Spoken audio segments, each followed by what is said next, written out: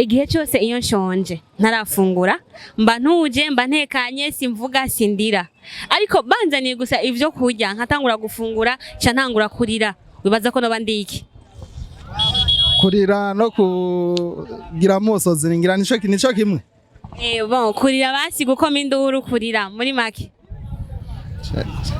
Shene baza ko coba turabe kamera nibaza ko coba ari igitsina No. Yego Okay, kibazo gira kabiri. Navukiye mu mazi, navukiye mu ruzi. Ariko igihe cyose iyo amazi ankozeko mba mfuye. Wibaza ko nobandi iki? Ico se sishora kucishora neza ko yese. Sawa murakoze. Sinda yego murakoze na. Ego. Amazi. Ariko igihe cyose iyo amazi ankozeko mba mfuye. Wibaza ko nobandi iki? Nobandi umurozi. Umurozi. Yego. Sawa murakoze.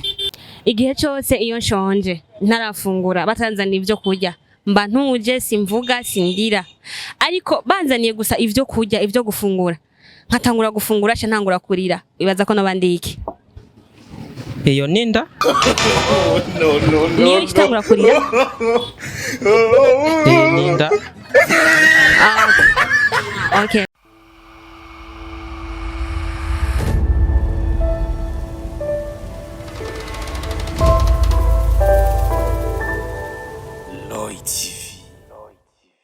Hello bakunzi ba Rwego TV muko muradukurikirana ni Bella Shaka kuri micro za Rwego TV nko musanzwe mumenyereye uno munsi n'umunsi uri special no munsi wo guterama no gutwenga na Devinet turi muri street quiz ya Devinet twakoreye kukanga mega turaronka abantu ego turabaronka mubandanye rero mudukurikirana namutakora abonnement kanda kuri subscribe hama usheko like na commentaire yawe namuza kumva inyishu mu mutwe shira muri commentaire turaguha inyishu twaheza twabandanyije muhinga bwa kamera ni Elfaj Kalfa kadufasha kugira ngo ama image abashikire ari wow reka tubingira ati respect mu kazi kawe twagere rero dutangure na Devinet street quiz together we can abite rero ni vyiza meze neza cyo ndashima akazina kawe twamugisha Imana ikunda kuruta abandi mugisha Imana ikunda kuruta abandi Imana ikunda kuruta abandi nizina riri kilometrique bon nanje nitwa Bella Shaka journaliste yo kuri Rwego TV ndiko ndakora street quiz utaza tubiri udutoye ni Demire tukunaniye nta kundi utoye kimwe naho nyene nta kundi uri tayari sawa ndi tayari okay bon untegere neza ndakubwira ico kintu ndagisigure ucumbwira icyarico sivyo ikibazo cya mbere kiravuga giti igihe cyose iyo nshonje simvuga ariko banzaniye ivyo kurya bakabimpa ca ntangura kurira wibaza ko nobandi iki kuvuga iyo ushonje gituma utavuga no kuba wumva mu nda utameze neza cya kabiri kuvuga yuko umaze kurya umaze nk'uhaze irifo urire nyene ko uba wahaze ikibazo nashagira kabiri untegere navukiye mu mazi ariko igihe cyose amazi ankozeko mba mfuye wibaza ko nobandi iki wavukiye mu mazi igihe cyose amazi agukozeko uba upfuye mba nibaza icyo kibazo cyawe kiragoye yumvire cyose mba wavukiye mu mazi igihe cyose amazi agukozeko uba upfuye No. yumvira kane n'igikere sawa murakoze abite rero bogari Nsawa. umeze neza Ego. kazina kawe Mahoni mana Fabrice nanje nitwa Bella Shaka umenyesha makuru kuri Rwego TV ndiko ndakora utubazo tumwe barabara uri tayari dukorane Yes, ndite. bon nutubazo tubiri udutoye twose ndaguha 2000 tukunaniye nta kundi nubwo utora kimwe biba bifuye bisaba udutore twose ko turoroshe tayari Yes, ndi ready. akabazo ka mbere untegere ndasigura ico kintu ucumbwira icyari ico sivyo ikibazo cyame kiravuga giti igihe cyose iyo nshonje simvuga mba ntekereje ariko banzaniye gusa ivyo kurya ca ntangura kurira wibaza yuko nobandi iki Nibaza ko noba ngwaye. Ego, ko noba ngwaye kubera banzaniye indya nshonje nkari nshonje sindira mbo banzaniye indya nkaba nshonje nkarira iyo ndazibonye nkarira noba ngwayi majambo make. Bon, ikibazo kigira kabiri naco navukiye mu mazi ariko igihe cyose iyo amazi ankozeko mba mpfuye bibaza ko nobandi iki noba ndumurozi. umurozi Yego. sawa murakoze. Abite rero muvyeyi Ni sawa. umeze neza? Yego. Akazina kanyu? Niyo kwizigirwa Neri. Neri.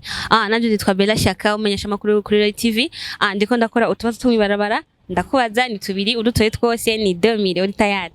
Ni tayari. Okay, akabazo ka mbere karavuga gati igihe cyose nshonje simvuga kandi sindira ariko banzane gusa ibyo gufungura bakabimpa ca ntangura kurira ubaza yuko nobandi iki? Oya ntiworira wonezego. Yego. None bibaza ko nobandi iki? Kuba uri umuntu mu rugo ibyo kurya uca wiyenesha ukavuga ati ko ndose ibyo kurya akashimira Imana ndabifungure neza mu mutekano. Bo ikibazo kigira kabiri naco navukiye mu mazi ariko igihe cyose iyo amazi ankozeko mba mpfuye bibaza ko nobandi iki?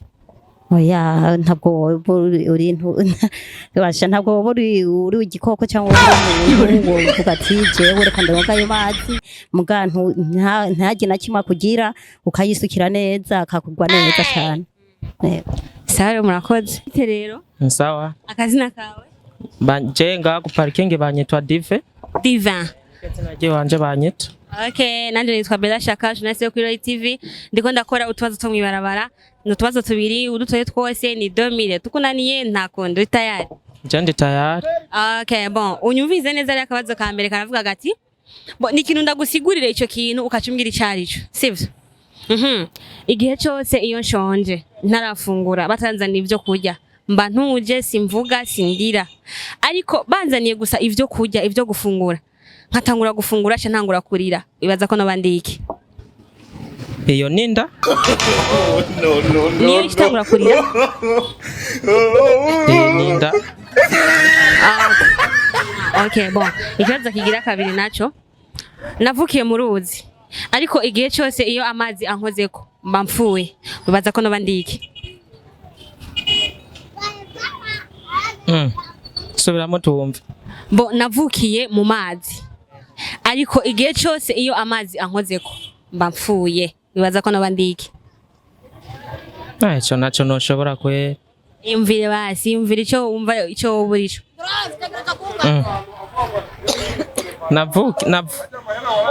Wavukiye mu mazi. Iyo amazi agukozeko ubu upfuye. Oh no. Aya naco ntogerageza. Sawa urakoze. Bite rero? Ni ukuri kose ni sawa. Akazina kanyu? Ibigira Imana Aniseti. Aniseti. Nanje nitwa Bella Shaka journaliste kuri TV Burundi ndiko ndakora utubazo tumwibarabara ni tubiri udutoye tuca tugwa 2000 tukunaniye nta kundi tuko turatera amata yari.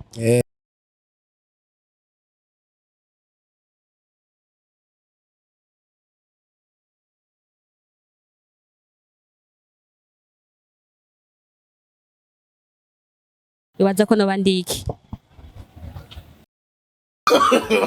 No.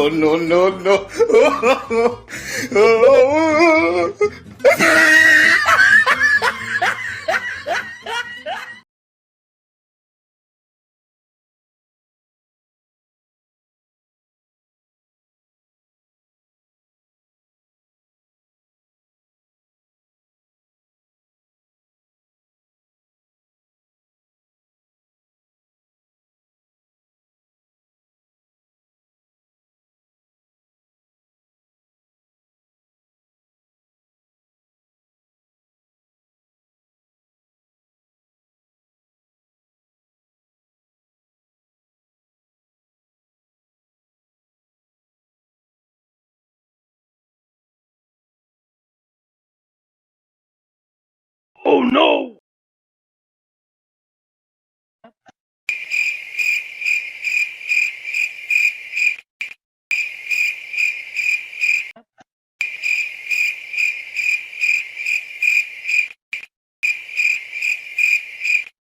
Rero? Nibo? Meze neza? Zashim. Akazina kanyu? Ego ni nazo Marius. Manyusi. Nanje nitwa Bella Shaka umenyesha makuru kuri Rwego TV. Ndiko ndakora utubazo two mwibarabara udutoye ni 2000 tukunaniye nta kundi tuko turatera amatayari. Yego. Kaza kambere karavuga gati. Igihe cyose iyo nshonje ntarafungura mba ntuje mba ntekanye sindira simvuga ariko bamaze kumpa ivyo gufungura nkatangura gufungura ca ntangura kurira wibaza ko noba ndiki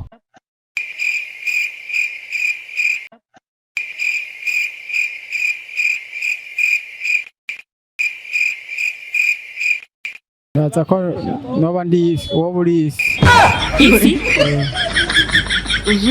ikibazo kigira kabiri navukiye mu ruzi navukiye mu mazi ariko igihe cyose iyo amazi ankozeko mba mfuye bibaza ko noba ndiki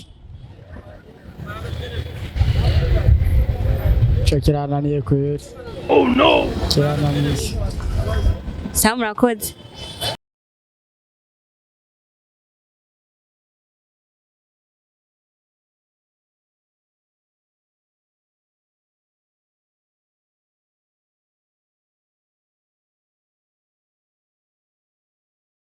rero Safi. meze neza Turashima kweli.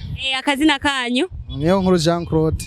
Jean Claude nanje nitwa Bella Shaka jeunesse yo kuri Rwego TV Burundi ndiko ndakora utubazo two mwibarabara udutoye ni tubiri ndagwa 2000 tukunaniye nta kundi tuko turatera amatayari Ego bazavuga ndakwishura mubishoboka. akabazo kamero karavuga gati igihe cyose iyo nshonje ntarafungura mba ntuje mba ntekanye simvuga sindira ariko banzaniye gusa ivyo kurya nkatangura gufungura ca ntangura kurira wibaza ko noba ndiki Kurira no kugira amosozi ngira nico kimwe. Bon kurira basi gukoma induru kurira muri make Shene baza ko coba turabe kamera nibaza ko coba ari igitsina. No. igitsina Ego. Okay, kibazo gira kabiri. Navukiye mu mazi, navukiye mu ruzi. Ariko igihe cyose iyo amazi ankozeko mba mfuye. Wibaza ko noba ndiki. Ico se sishora kucishura neza ko yese. Sawa murakoze. Sinda yego murakoze na. Ego. Abite rero. Salamu. Mumeze neza. Neza. Akazina kanyu. Habyarimana Yohani. Lo? Habyarimana Jean. Okay, Jean nanje nitwa Bella Shaka jeunesse yo kuri Rwego TV ndiko nkora utubazo two mwibarabara udutoye ni tubiri ni 2000 tukunaniye nta kundi tuko turatera amatayari. Yego. Akabazo kambere karavuga gati igihe cyose iyo nshonje mba ntuje simvuga sindira mba ntekanye ariko bamaye ivyo gufungura nkatangura kurya ca ntangura kurira bibaza ko noba ndiki Ubaza ko buri iki kuco kibazo uhuru umwana umwana yashonje ntavuga ariko iyo haze ari karajya kuko abanezerewe kuko abonye ibyajya urumva nawe ushonje ko bushonje nyene ariko uhaze utekereza kubuvuga. Sawa ikibazo gira kabiri navukiye mu mazi navukiye mu ruzi ariko igihe cyose iyo amazi ankozeko mba mfuye bibaza ko noba ndiki Igihe cyose navukiye mu mazi mvukiye mu mazi iyo amazi ankozeko mba mfuye.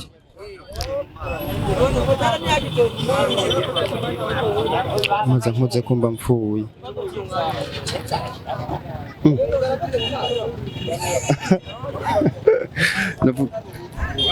Kanda ciyumvira navukiye mu mazi ariko amazi ankozeko campa.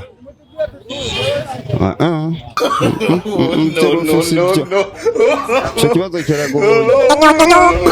Nico kubanza kuyumvira. Sawa murakoze. Abakunzi ba TV rero muko muradukurikirana reka tuye tubashimire ku mwanya mwafashe mwateramye ni vyiza mwari kumwe na Bella Shaka kuri micro za Rwego TV ngomba ndaguhe inyishu collection ya quiz yacu yuno musi vyari bibazo bibiri ikibazo cyambere cavuga giti igihe cyose iyo nshonje ntarafungura batarama ivyonja mba ntuje simvuga sindira ariko banzaniye ivyo gufungura ca ntangura kurira bibaza ko noba ndiki ni imashini ihura canke isya igihe cyose batarazana ivyo guhura ibitekanye ariko bakije gusa igatangura akazi ica ivuza induru. Ikibazo kigera kabiri cavuga giti navukiye mu ruzi ariko iyo amazi ankoze ko mba mfuye n'umunyu, mbega umunyu wavuye hehe? Mu mabahari inyanja niho umunyu ukomoka, ariko amazi awukoze ko umunyu uba uyonze uba upfuye. Yari Bella Shaka kuri micro za Roy TV, mu bunga bwa kamera ni Elfage Calf akadufasha kugira ngo ano majwi abashikire ari wow n'ama image abashikire ameze neza cyane. Reka nkubise kugira abonnement kuri Roy TV Burundi, wongere kandi ushire muri commentaire uko uvyakiriye n'inyishu uko uzakiriye. Roy TV Burundi weekend, bye bye.